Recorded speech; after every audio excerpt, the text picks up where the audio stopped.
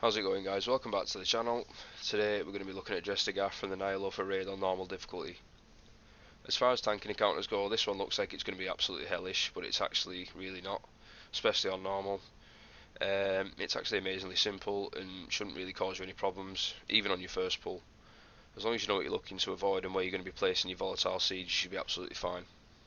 Kicking things off with the bare minimum though, throughout this encounter you need to make sure that one of the tanks is constantly within melee range of the boss at all times.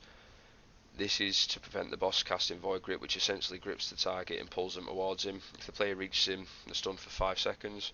No big deal on normal, but when it's easily avoidable you could do without it. Since the boss is mobile, both tanks will need to be out of the boss's range quite often. This is because you get a debuff called Volatile C, which surrounds the tank in a fairly big circle while also dealing ticking damage every 2 seconds.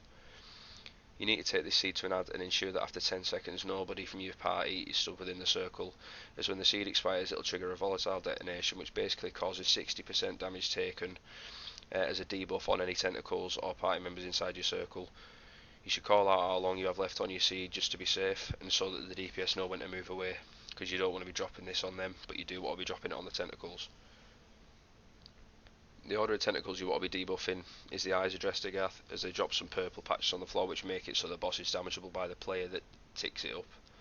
So as soon as somebody walks over it, they get a buff, and that means they do normal damage. If you have none of them up, you want to go for the tentacles. If there's absolutely nothing else up, then take it to the maw. Your priority in this fight is dropping the debuff and making it back to the boss ready for the swap, and that is it. One universal mechanic to look out for though, it could potentially be an issue, is Void Glare, which is another reason the ads die first, the eye ads by the way. They replicate this spell and it hits for a fair amount every 0.5 seconds. If it's not avoided it could cause a problem, and it's all more easier if there's less eyes up to do that. It makes it much more avoidable and much less of a problem. So other than that, guys, you should be having a really easy yet enjoyable time killing the boss.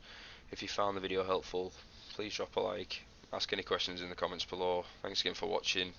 As always, good luck, take it easy, bye now.